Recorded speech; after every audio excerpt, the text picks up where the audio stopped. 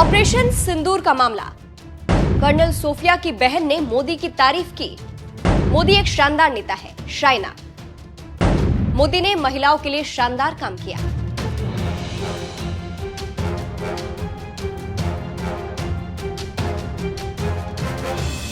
नमस्कार, मैं हूं आपके साथ सृष्टि श्रीवास्तव। ऑपरेशन सिंदूर को लेकर देश में अलग तरह का माहौल है और उसको भुनाने के लिए मोदी और बीजेपी तिरंगा यात्रा निकाल रही है। लेकिन विपक्ष मोदी पर हमला कर रहा है कि ये सफलता नहीं, असफलता है। इसी बीच कर्नल कुरैशी को लेकर काफी विवाद चल रहा था और बीजेपी की काफी किरकिरी हो रही है। मध्य प्रदेश में बीजेपी के मंत्री पर जांच चल रही है, जबकि एक प्रोफेसर की गिरफ्तारी हो चुकी है और सुप्रीम कोर्ट से जमानत भी मिल चुकी है। इसी बीच मोदी 2 दिवसीय दौरे पर अपने गृह प्रदेश गुजरात जा पहुंचे हैं, जहां पर उन्होंने एक रोड शो किया और सभा को संबोधित किया।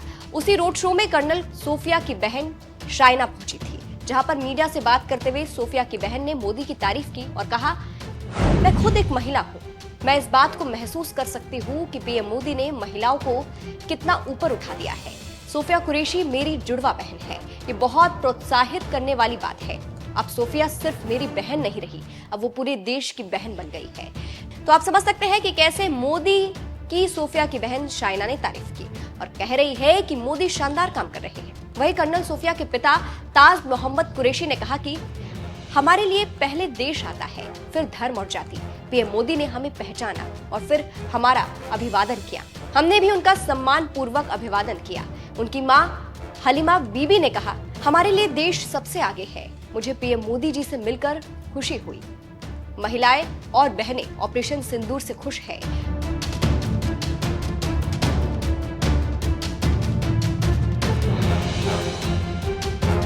तो आप समझ सकते हैं कि मोदी से मिलकर कितना खुश है कुरैशी परिवार और कितनी तारीफ कर रहा है।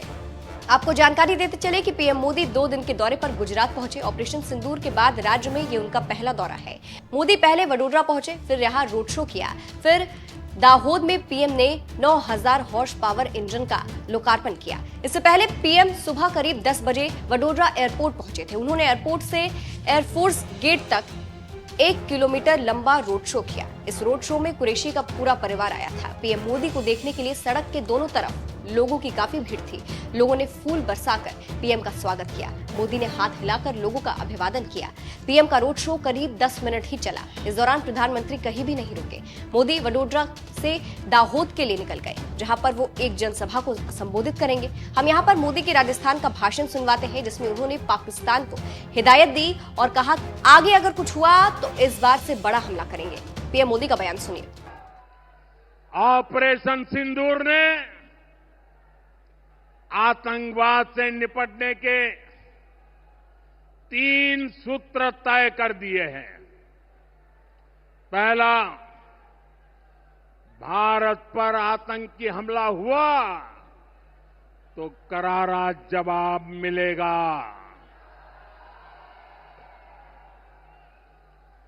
समय हमारी सेनाएं तय करेगी, तरीका भी हमारी सेनाएं तय करेगी और शर्तें भी हमारी होगी।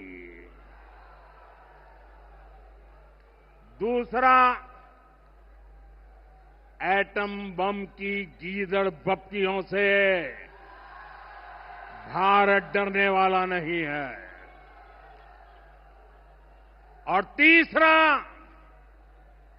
हम आतंक के आकाओं और आतंकी सरपरस्त सरकार को अलग अलग नहीं देखेंगे। उन्हें अलग अलग नहीं देखेंगे, उन्हें एक ही मानेंगे। पाकिस्तान का ये स्टेट और नॉन स्टेट एक्टर वाला खेल अब नहीं चलेगा। आपने देखा होगा,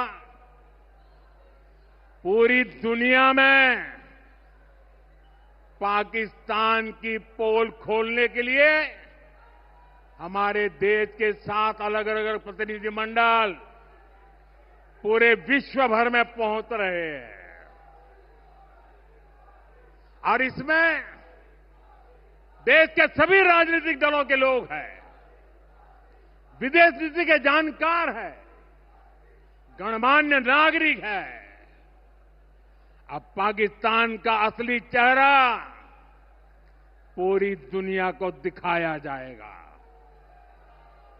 साथियों, पाकिस्तान भारत से कभी सीधी लड़ाई जीत ही नहीं सकता। जब भी सीधी लड़ाई होती है तो बार बार पाकिस्तान को मुंह की खानी पड़ती है। इसलिए पाकिस्तान ने आतंकवाद को भारत के खिलाफ लड़ाई का हथियार बनाया है। आजादी के बाद पिछले कई दशकों से यही चला आ रहा था।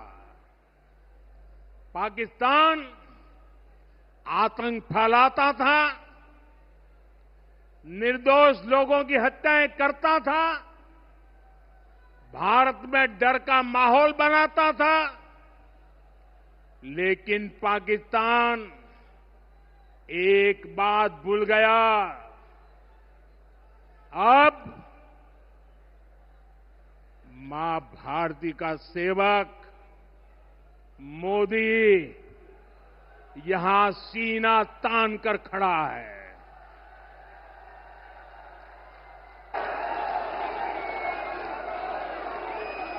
मोदी का दिमाग ठंडा है, ठंडा रहता है,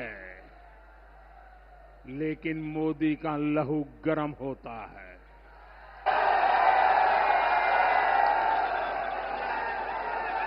और अब तो मोदी की नसों में लहू नहीं, गरम सिंदूर बह रहा है।